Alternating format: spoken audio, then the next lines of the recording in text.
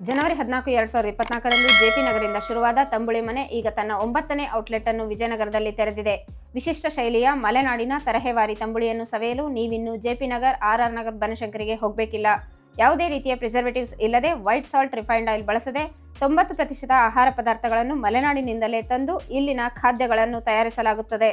ತಂಬುಳಿಗಳಷ್ಟೇ ಅಲ್ಲದೆ ಬಾಳೆದಿಂಡು, ಮೊಳಕೆ ಕಾಳಿನ ಸಲಾಡ್ಗಳು, ಟೋಫು ಹಾಗೂ ಬನಾನಾ ವಾಲ್ನಟ್ ಸ್ಯಾಂಡ್ವಿಚ್ಗಳು, ಪ್ಲೇಟ್ ಊಟದ ಜೊತೆ ತೊಡೆದೇವು, ಸಣ್ಣಕ್ಕಿ ಕೇಸರಿ ಅಂತ ಸಿಹಿ ತಿನಿಸು, ಅಲ್ಲದೆ ದಹಿಪುರಿ, ತಂಬುಳಿ ಪುರಿ ಅಂತ ಸ್ನಾಕ್ಸ್ಗಳು ದೊರೆಯುತ್ತವೆ. ಈ ಬಿಸಿಲಿನ ಬೇಗೆಗೆ ಕೆಮಿಕಲ್ ಡ್ರಿಂಕ್ಸ್ ಬಿಟ್ಟು ನಮ್ಮ ಪರಂಪರೆಯ ತಾಜಾ, ರುಚಿಕರ, ಆರೋಗ್ಯಕರ ತಂಬುಳಿ ಕುಡಿದು ಆರೋಗ್ಯವಂತರಾಗಲು ಇಂದೇ ಭೇಟಿ ಕೊಡಿ Tambuli Mane, 3rd main road, opposite to saint John's school, Hampinagar, Hosahalli extension, Vijayanagar, Bengaluru.